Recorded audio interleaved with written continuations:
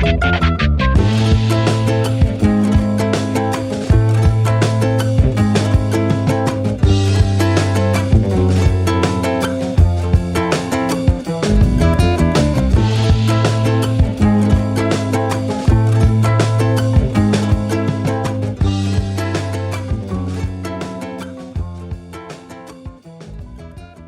nombre es Sophia García.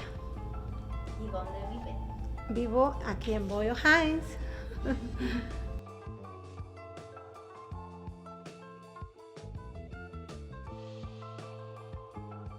So my name's Oscar Eduardo, and I'm changing my name to Rafael Yaqui. Where are you from? From here, LA. I grew up down the street since I was 5 years old, so pretty much right from where we're standing, or city. Yeah.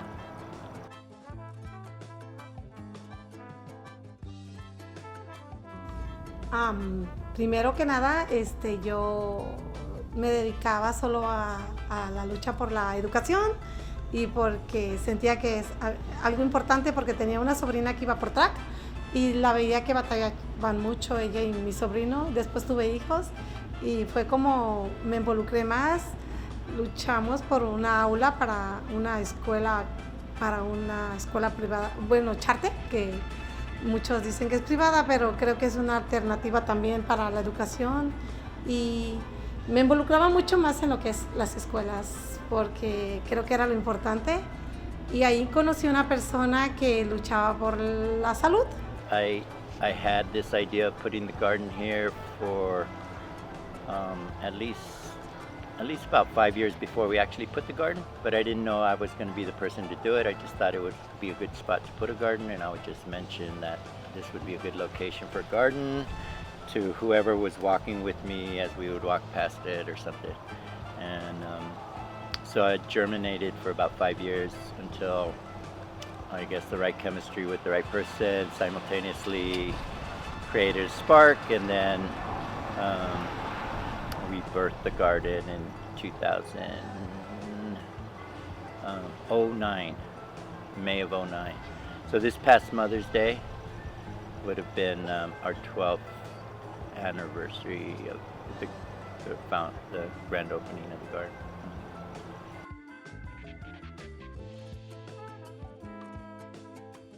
Pues yo creo que lo primordial para mí es vivienda y comida, que es algo que debe ser esencial para todos.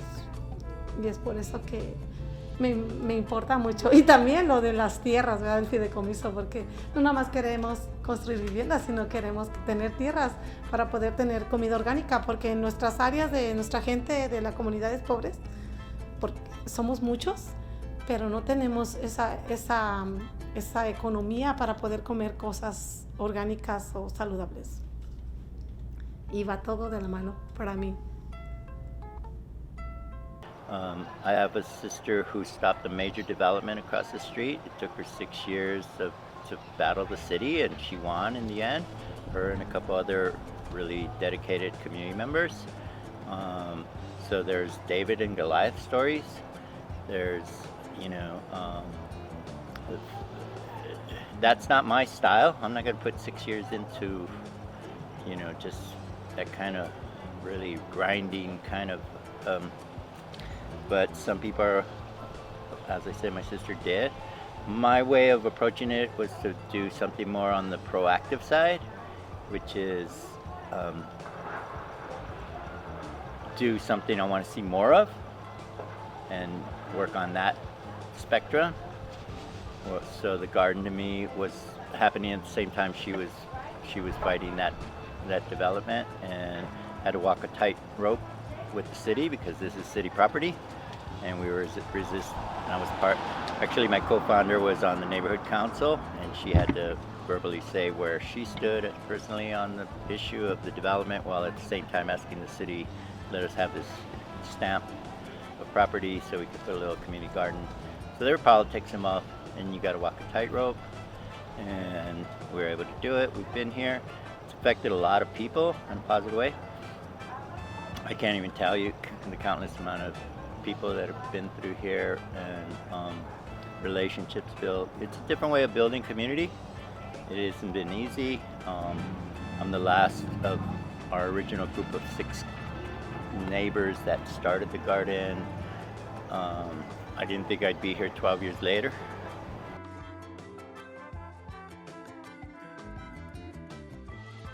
Y nos invitaron a una reunión donde estaba el fideicomiso.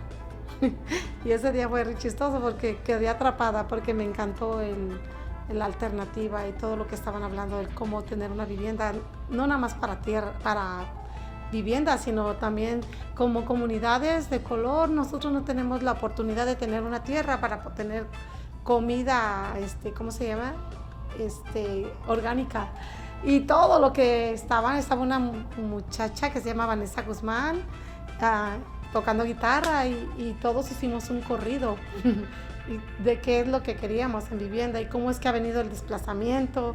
Me emocionó todo eso y fue como llegué al fideicomiso y después conecté con todo eso. Fue relacionado con la vivienda porque empezamos con Pamela en Citlaly a luchar por el control de renta del este de Los Ángeles. En ese entonces estaba se logró primero temporalmente y queríamos que no fuera temporal, sino que fuera definitivo, porque hay mucho abuso en lo que es viviendas. Pero no nada más eso, sino la planeación de nuestra comunidad, como es Boyle Heights. Y todo fue conectando el plan de Boyle Heights y nos reuníamos. Y la verdad a mí me encanta involucrarme en diferentes cosas de mi comunidad, porque creo que ahí no pierdo tiempo. It's still hard to build these gardens because every piece of property has its own dynamics. The city has different departments in charge of different pieces of land that they could use, and it gets complicated depending on. But to answer your original question,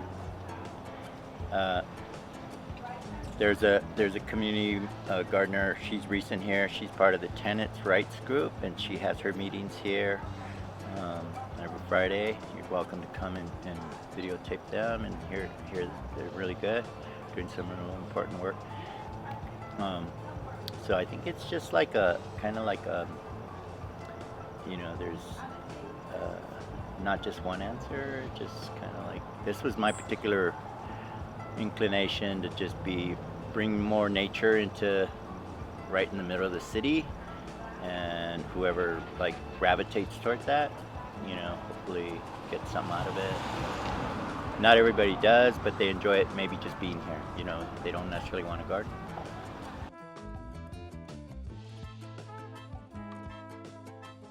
Creo que uno de los que me recuerdo que es una lucha ganada y fue con Pamela fue lo del control de renta, porque fue para el este de Los Ángeles, pero de ahí corrió para que se empujara también a nivel estado de un 2%, depende. Llega un dueño y te pone, pagas 1,500 y tú ya tienes tu plan, ¿verdad? Y 500 más, ¿de dónde vas a sacar? Y creo que para mí eso fue una de mis alegrías más, que hubiera eso de control de renta al nivel para el este de Los Ángeles, pero también algo hubo más arriba que eso. Eso fue lo que empujó a que el Estado pusiera también Y ahorita, pues como fideicomiso, tenemos nuestro primer edificio que está en la calle 700 Simmons y mucha gente, cuando he invitado a gente y le pregunto, vente a lo que fideicomiso, y les digo, ya tenemos un edificio, y me dijo, ¿ya vives ahí?